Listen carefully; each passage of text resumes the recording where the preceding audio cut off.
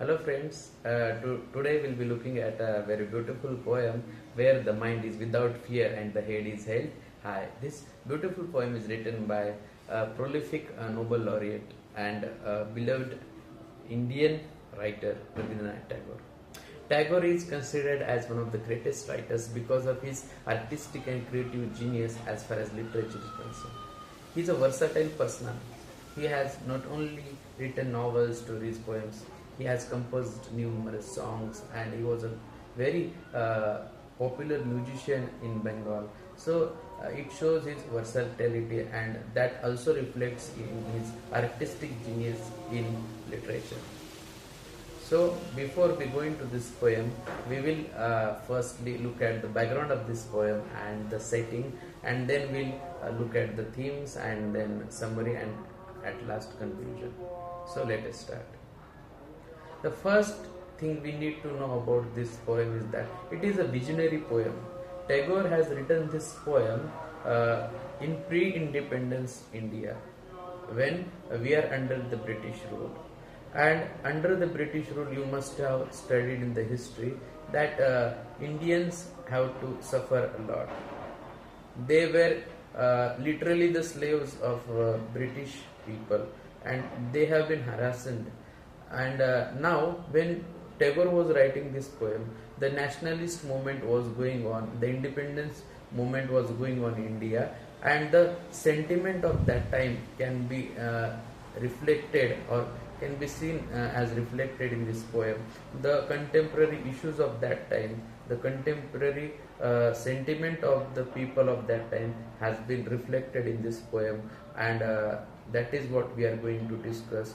Through that lenses of Tagore, we are going to discuss this poem and try to learn about this poem. So the background is very clear cut. It is a pre-independence poem, and the setting is quite familiar because Tagore is giving a vision to the Indian people after independence. He wants India to be a fearless country after independence, because India has to go through a lot of difficulties during British Raj.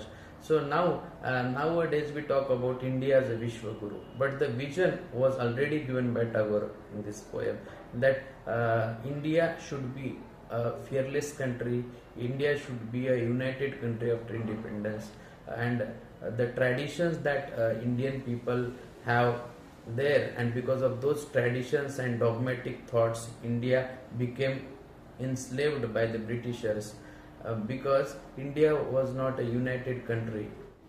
Indian society was under the British rule, and it was under the British rule because of the divided nature of the Indian society. Indian people were not united. They were divided by the religion, they were divided by the caste and the creed and the politics of that time.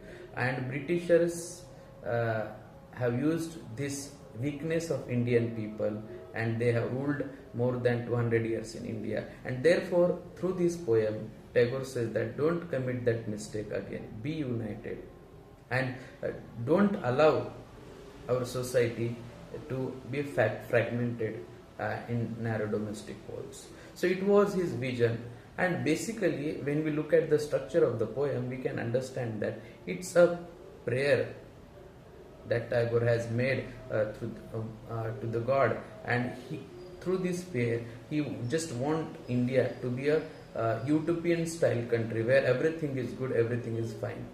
It cannot happen, but he prays that it should happen after the independence, that India could become a very great country. And in order to become a great country, he has given several things that Indian people should follow, several ideas Indian people should follow, and those are fearlessness, unity, truthfulness. Don't go for the traditional rules and dogmatic areas. Just follow the reason, the logic, because logic and the reason, these are the two things which can make India great again. Because whenever we follow the traditions which can definitely make us little bit weak when we compare to the other people, because they are not emotional, they do not follow the tradition, they follow the reason, they follow the ideas which are universal, and he appeals the Indian society to follow the universal ideas, to be logical and be reasonable, so that no one can dare to enslave us again like Britishers. So it is basically a prayer and a visionary poem, and the vision is very clear. He wants India a great nation, and he has given numerous things in that poem to for the Indian people to become a great nation. When we start with the title of the poem, where the mind is without fear and the head is held high, what does that mean? It means a very clear-cut vision.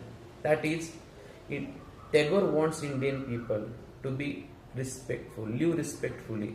In British rule, they did not get the kind of respect they deserved. But now, after independence, he wants Indian people to live respectfully. And respect comes when you are fearless. So, where the mind is without fear and the head is held high, means you become fearless and you live respectfully in the independent India. And after that, he also talks about the reason and the logic that I told you. He says, where the clear stream of reason has not lost his way into the dairy desert sand of dead habits. He says Indian people have some of the dead habits, and because of that we have been enslaved. So those dead habits have to be stopped, and we have to think logically and with reason, and that can make our country great again. Now you must have listened this line carefully, and you must have observed that here he has used one figure of speech, that is alliteration, where there is repetition of consonant sound. That is the dreary desert sand of dead habits.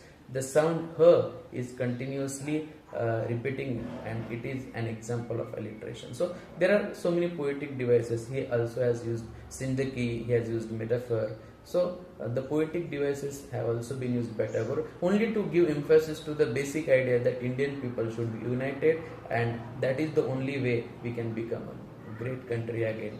And at last, he concludes his poem with, into that heaven of freedom, my father let my country awake.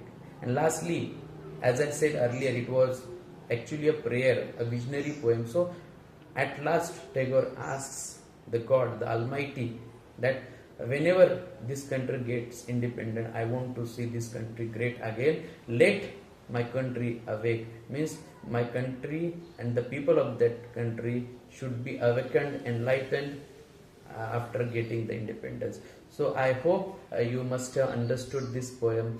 I get a very little time to explain the poem because it's a very thematic poem. Subject matter is very vast, but I tried to explain it in few minutes for you, and I hope you must have enjoyed this poem. And thank you for joining me, and the remaining part of this poem, if I get a chance, I will discuss in the next class. Thank you very much.